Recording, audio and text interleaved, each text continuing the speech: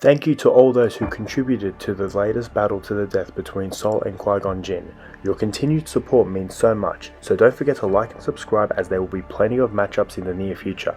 Now together we will go through the comments to see insights that weren't expanded in my previous video, as well as some good comedy too, so let's begin. Now comments like this make me laugh. I'd like to think my matchups are more intricate than just placing people like this with this sort of mentality. It's like saying let's make a battle to the death between Venestra and Mace Windu because they're both bold. Hell, maybe a headbutting to the death match could work. At the end of the day, to address this, I think both May and Reva will kill each other at the same time due to their horrible acting skills, but hey, opinions, right? Thank you PC Narakobi for the laughs and your comment. Jerry Ton Shorty, if that's how you say it, has a strategic idea for how Sol would approach the battle with Qui-GON Jinn, mentioning the use of Sheen and Surusu, which can be used as defense against Qui-GON. Then, when he starts to slow down, the use of Ataru can benefit him in his aggressive strikes. I do appreciate Cherry's impartiality in this matter, as he also mentions that Jinn is more physically imposing in both his reach and power, making him formidable. This is true as he is regarded as a highly skilled swordsman in the Jedi Order. It seems as though there are a lot of tactics that need to be implemented by the two Jedi as their fighting style clashes so effectively, as well as their other attributes. Thank you Cherryton Shorty 9120 for your insights. Zombie Hudson says for sure it'd be Qui-GON. Now, the one thing to consider in this matchup is the major following by the community that these two Jedi have. Sol has been introduced in the last couple of months, whereas Qui-GON Jinn has existed in the Star Wars universe for 25 years, so it makes sense for him to be the fan favorite in this battle to the death. Thank you Zombie Hudson for your comment. Peace Pedal gave an interesting point of view, mentioning that Sol defeated the Sith of his era but Qui-GON didn't. Generally speaking, Peace Pedal is correct. The good news is that we have done a battle to the death with Maul and Qimir, the same two Jedi that Peace Pedal mentioned. Now based on that result, Maul was the victor. So is it safe to say that Maul was more of a difficult challenge for Qui-GON than Sol was for Qimir? Or maybe not. Maybe there are different perspectives in play. I say this because Maul's master was Sidious, as we know, whereas Chimir's master seems to be confirmed as Plagueis, so my guess is that it remains to be seen. Thank you Peace Pedal for your comment. William White 1004 gave a great perspective, saying that they would have made a formidable duo if they were alive at the same time. It would be interesting because Qui-GON could guide Sol into being more patient and stoic, and Sol could teach Qui-GON some good Force abilities like Force Repulse. If the two Jedi met, the dynamic would be interesting, that's for sure. Thank you William White for your great perspective. Hello there guys gave some good comments that could make a great comedic what if series. I personally don't like Venestra's character. She's such a tosser, thinking she's top stuff, yet she's not even on the High Council. Just walks around and does some big talk. So the idea of Qui-GON Jinn swapping places with Sol and haunting Venestra would be an absolute delight. And yeah, the Force choking thing was quite strange, and the fact that Sol couldn't break away from that was even stranger. Like, as a Jedi Master, you should be able to break away from Force choke, especially from Osha, who I believe is a noob.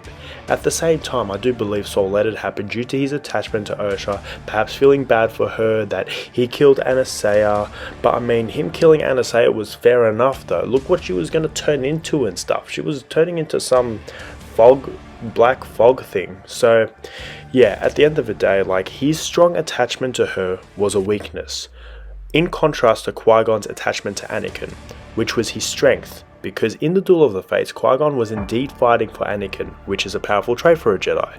It was stoicism at its finest that defined Qui-GON in his last moments. I definitely like the insights in this comment. Thank you, hello there guys. The Bike Watcher 9819. Oh, Bike Watcher, I may require your services, Bike Watcher. He said, Sol is a simp. Qui-GON is the true Jedi Master. Now we can delve a little deeper into this by first defining what a simp is. A simp is defined as someone who is overly attentive, submissive, or eager to please someone, often to the point of compromising their own self-respect or dignity. Now, keeping the previous comment in mind, ask yourself, did Sol compromise his own dignity? Keeping this definition in mind, well, in my opinion, I think the man did. He became impulsive, and if I'm correct, his attachment to Osha cost him his life. to no benefit to the Jedi or himself. But hey, I could be wrong, let me know. Thank you Bite Watcher for your comments, and if anyone needs his services, I'm sure he can watch some bikes for you. Gentleman Penguin, the gentleman that he is, said that he enjoyed the analysis of these two characters. Thank you for watching Gentleman Penguin, and I'm glad you enjoyed it. D1 Craig Bob questioned the idea of a detailed analysis to begin with, which is completely fair. I'm all about open dialogue and beliefs in this community, and it's very important for everyone to have their say with no opinion silenced. Now, I do believe it's interesting to contrast the new with the old, look at the thematic meaning of the two and see which one is better.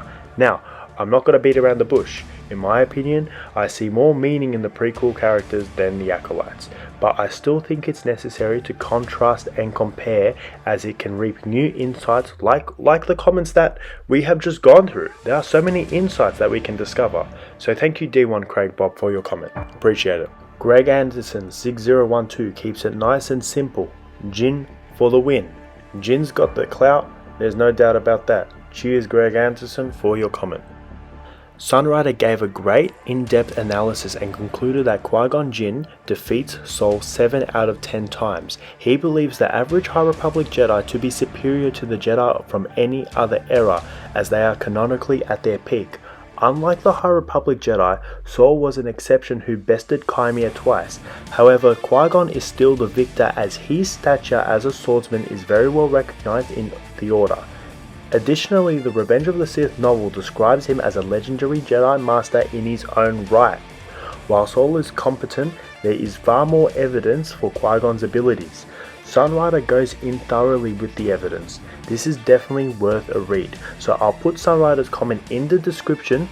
Huge shout out to Sunryder for his great contributions to both Battles of the Death that we have done so far. Now, in saying that, thank you all for your comments. It's great to hear all of your opinions. Please like and subscribe, as there will be more in this series, and I've got a very interesting video as well coming out, as well as some more diverse content. So much to come out.